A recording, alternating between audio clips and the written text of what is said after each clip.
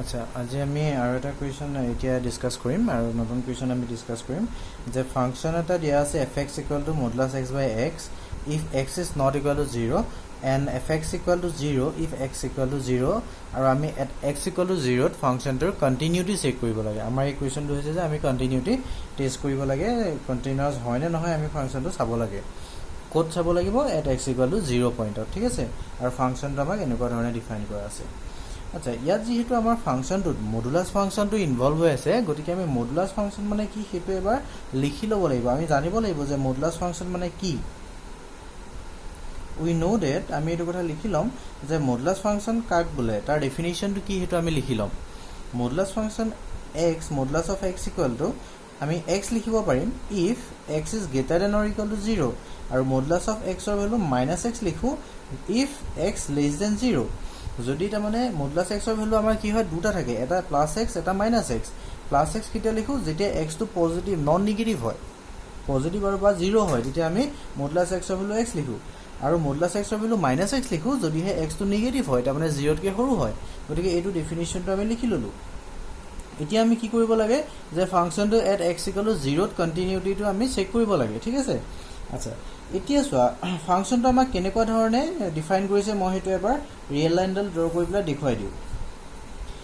এটো হৈছে 0 পইণ্ট এটো হৈছে আমাৰ 0 পইণ্ট এই 0 পইণ্টত আমি কন্টিনিউটি টেষ্ট কৰিব লাগে এটা ফাংচনটোৱে কি কৈছে যে fx ৰ ভ্যালুটো আমাক মডুলাস x by x লবলৈ কৈছে যদি হে x ৰ ভ্যালুটো 0 নহয় যদি x ৰ ভ্যালুটো 0 পইণ্টটো নহয় এই 0 পইণ্টটো বাদ 0 পইণ্ট যেটা নহব x ৰ ভ্যালু যেটা 0 নহব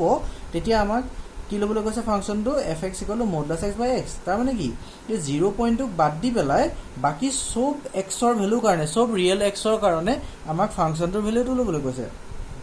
গতিকে গোটেই ৰিয়েল নাম্বাৰখিনিৰ কাৰণে আমাক ভ্যালুটো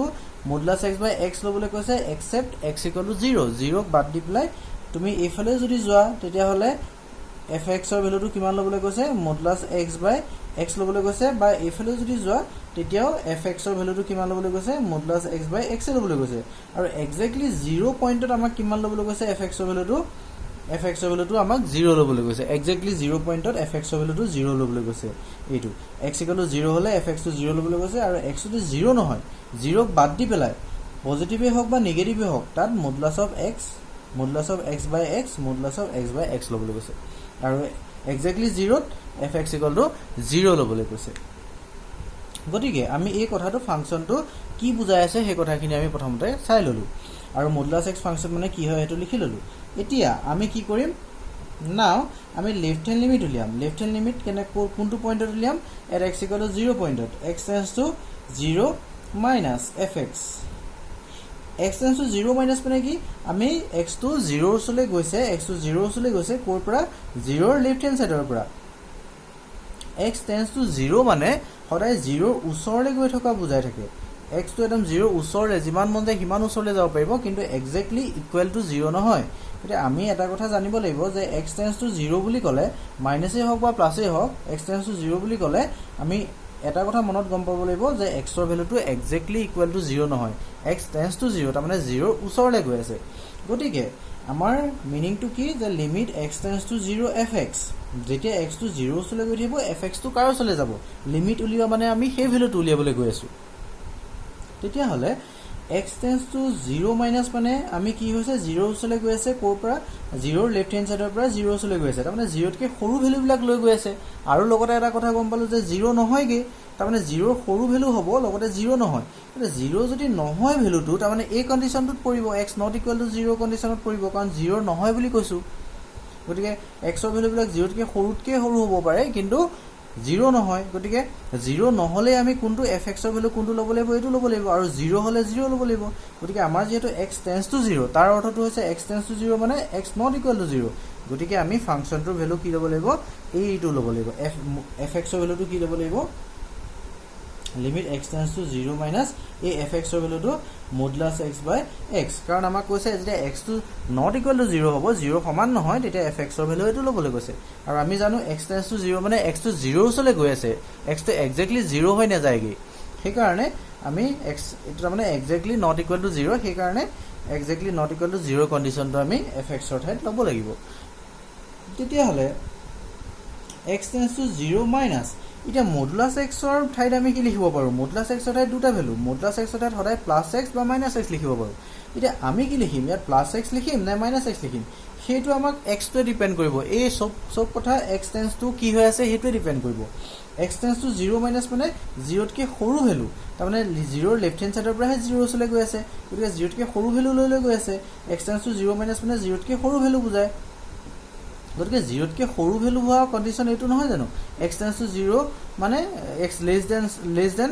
0 মানে আমাৰ 0তকৈ সৰু হোৱা কণ্ডিশ্যন এইটোৱে বুজাই আছে এক্স টেন্স টু 0 মাইনাছ মানে হৈছে 0তকৈ সৰু ভেলু আৰু 0তকৈ সৰু ভেলু কোনে বুজাই আছে ইয়াত মডুলাছ এক্সত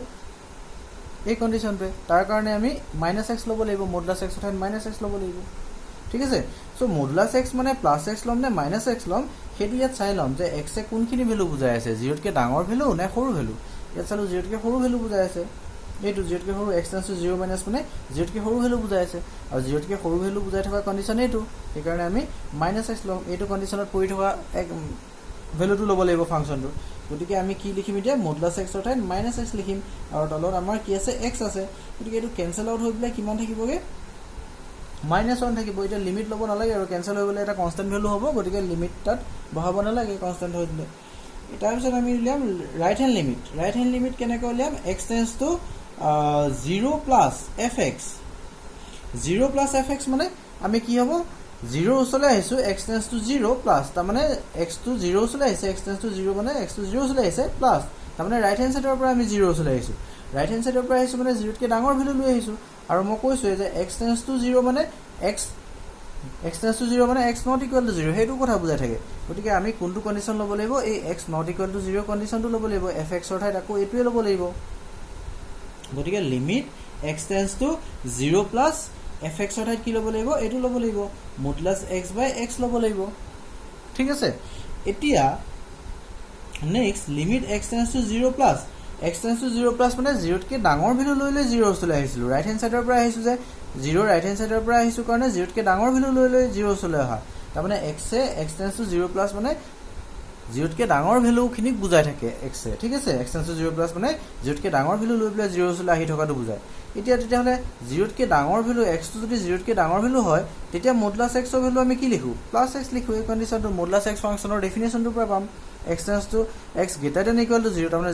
এক্সৰ ভেলু যদি 0তকৈ ডাঙৰ বা সমান হয় তেতিয়া মডুলাছ এক্সৰ ভেলু এক্স লওঁ গতিকে আমি ইয়াত এই মডুলাছ এক্সৰ ঠাইত আমি কি লিখিম এতিয়া এক্স লিখি দিব পাৰিম ডিভাইডেড বাই এক্স ঠিক আছে গতিকে এক্স কেঞ্চেল কৰি আমাৰ কিমান থাকিবগৈ এইটো 1 হৈ গ'ল তেতিয়াহ'লে আমি কি পালোঁ left hand limit -1 right hand limit +1 গতিকে আমি কি ক'ব পাৰিম since left hand limit is not equal to right hand limit right hand limit যিহেতু সমান নহয় গতিকে আমাৰ কি হ'ব function is not continuous therefore F is not continuous at X equal to 0 আমাক যিটো পইণ্টত আমি কণ্টিনিউটি চেক কৰিছিলোঁ সেই পইণ্টত আমাৰ ফাংচনটো কণ্টিনিউৱাছ নহ'ল গতিকে এই কথাটো আমি এনেকৈ ক'ব পাৰিম ঠিক আছে গতিকে ফাংচনটো আমাৰ কণ্টিনিউৱাছ নহয় বুলি আমি পালোঁ নেক্সট আৰু এটা কুৱেশ্যন আমি ডিছকাছ কৰিম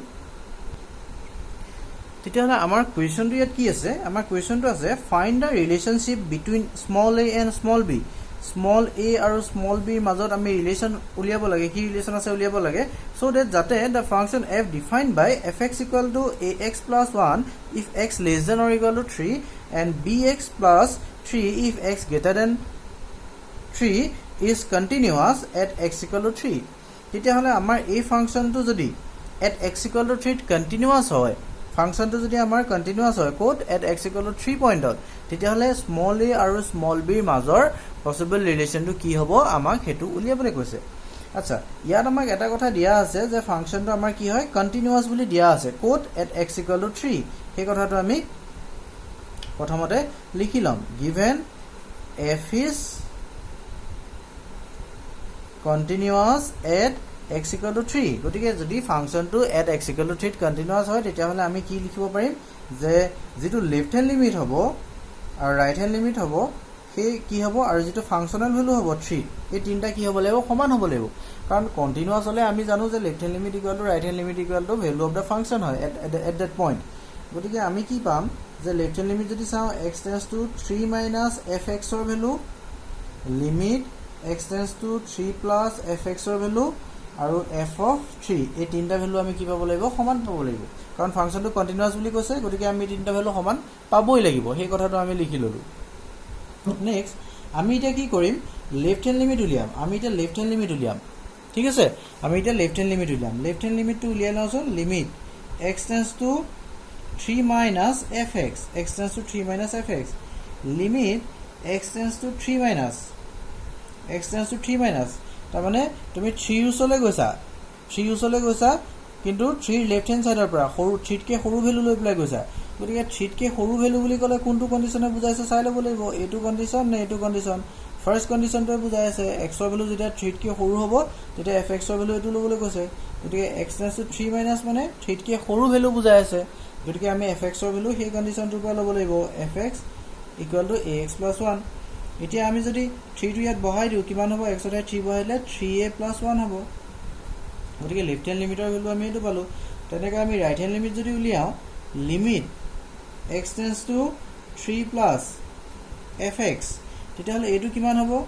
limit x tends to 3 plus 3 plus মানে ঠিককে ডাঙৰ ভ্যালু বিলাক বুজাই আছে তাৰ মানে ঠিককে ডাঙৰ ভ্যালু বিলাক লৈ তুমি 3 চলাই আহিছা গতিকে x টেন্স টু 3 প্লাছ মানে ঠিককে ডাঙৰ ভ্যালু আৰু আমাৰ ইয়াত কোনটো বুজাই আছে ডাঙৰ ভ্যালু এইটো সেকেন্ডটো বুজাই আছে তাৰ মানে সেকেন্ডটোৰ কাৰণে আমি তেতিয়াহলে fx ৰ ভ্যালু কিমান পাম bx + 3 গতিকে fx ৰ ভ্যালুটো আমি কি লিখিব লাগিব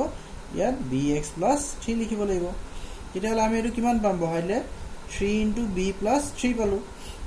গতিকে লেফট হ্যান্ড লিমিট পাই গলো আমি 3a + 1 আৰু ৰাইট হ্যান্ড লিমিট পাই গলো 3b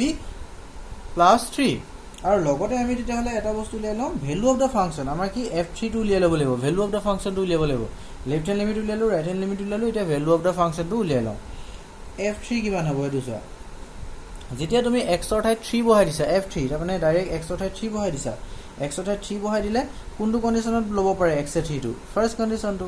x = 3 ইয়াত আছে কন্ডিশনটো গতিকে আমি এই ইয়াত বহাব লাগিব 3 টো এতিয়া গতিকে এটো কিমান হ'ব যে 3a + 1 হ'ব গতিকে তিনিটাৰ আমি ভ্যালু উলিয়ালো left hand limit right hand limit আৰু ভ্যালু অফ দা ফাংশন গতিকে আমি এই কথাটোৰ পৰা আমি এটা লিখি দিম যেহেতু ফাংশনটো আমাৰ কি আছিল কন্টিনিউয়াস আছিল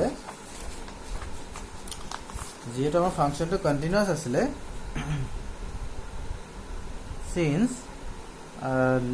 limit x tends to 3 minus fx equal to limit x tends to 3 plus